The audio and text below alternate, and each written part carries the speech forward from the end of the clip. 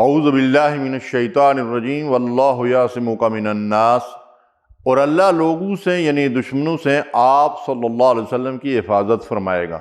آپ صلی اللہ علیہ وسلم کے 23 سالہ دور نبوت میں آپ صلی اللہ علیہ وسلم پر بہت سے قاتلانہ حملے ہوئے۔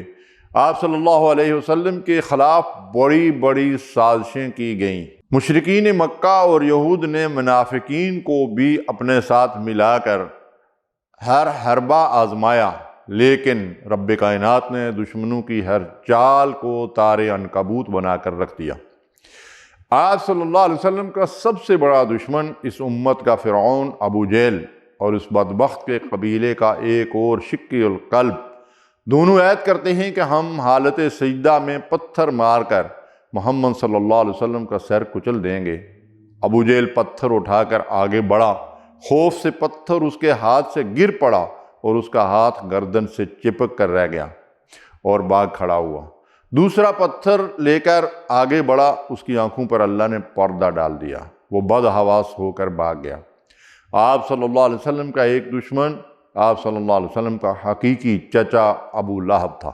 اس نے نبی صلی اللہ علیہ وسلم کو بددعا دی کہ تمہارے ہاتھ ٹوٹ جائیں، نعوذ باللہ۔ اس کے جواب میں اللہ نے سورہ مسد نازل فرمائی، جس میں فرمایا ابو جہل کے ہاتھ ٹوٹ گئے، یعنی وہ تباہ و برباد اور ہلاک ہو گیا۔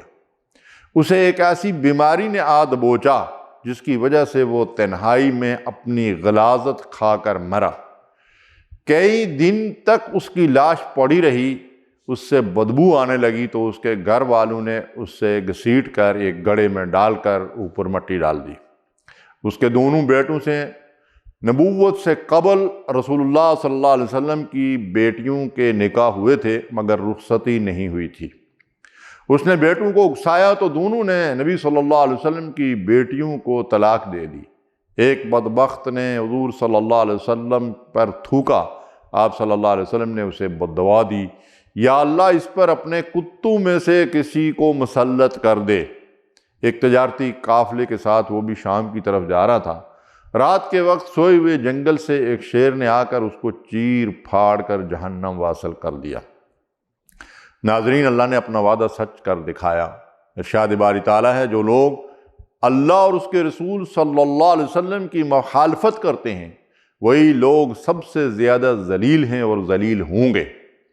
شیطان لعین کی قیادت میں دار الندوہ میں مشرکین کے سرداروں نے آپ صلی اللہ علیہ وسلم کے قتل کا منصوبہ بنایا۔ سب نے مل کر آپ صلی اللہ علیہ وسلم کے گھر کا محاصرہ کیا ہوا ہے، مگر آپ صلی اللہ علیہ وسلم ان کے درمیان سے نکل کر بخیریت غار ثور میں پہنچ گئے۔ وہاں بھی دشمنوں نے آپ کا پیچھا کیا، لیکن اللہ نے حفاظت فرمائی اور ان کی آنکھوں پر پردہ ڈال دیا۔ سفر ہجرت کے دوران سراقہ 100 اونٹوں کے لالچ میں آپ صلی اللہ علیہ وسلم کا پیچھا کرتا ہے، مگر اس کے گھوڑے کے پاؤں بار بار زمین میں دھنس جاتے ہیں۔ مشرکین کی ساری چالوں کو اللہ نے ناکام کر دیا۔ آپ صلی اللہ علیہ وسلم بخیریت مدینہ شریف پہنچ گئے۔ مدنی زندگی میں اسلام کے بدترین دشمن یہود نے آپ صلی اللہ علیہ وسلم کے قتل کے کئی منصوبے بنائے، مگر اللہ تعالیٰ نے سب کو ناکام بنا دیا۔ کعب بن اشرف یہودی سردار نے آپ صلی اللہ علیہ وسلم پر پتھر گرا کر آپ کو شہید کرنے کا ناپاک ارادہ کیا، اللہ نے اسے ناکام بنا دیا اور اس بدبخت کو بعد میں صحابہ کرام نے قتل کر کے جہنم واصل کر دیا۔ غزوہ خیبر کے موقع پر ایک یہودی عورت نے آپ صلی اللہ علیہ وسلم کے لیے کھانا تیار کیا جس میں زہر ملا دیا۔ اللہ نے جبریل کو بھیج کر آپ صلی اللہ علیہ وسلم کو کھانے سے روک دیا۔ غزوہ تبوک سے واپسی پر 12 منافقین نے آپ صلی اللہ علیہ وسلم کے قتل کی ناپاک سازش کی۔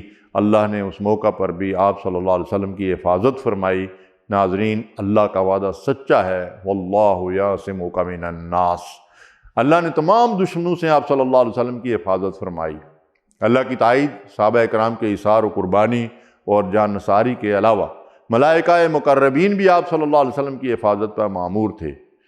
یا رب العالمین، ہمارے آقا صلی اللہ علیہ وسلم پر تمام جن و انس اور شجر و حجر کی تعداد کے برابر درود و سلام نازل فرما۔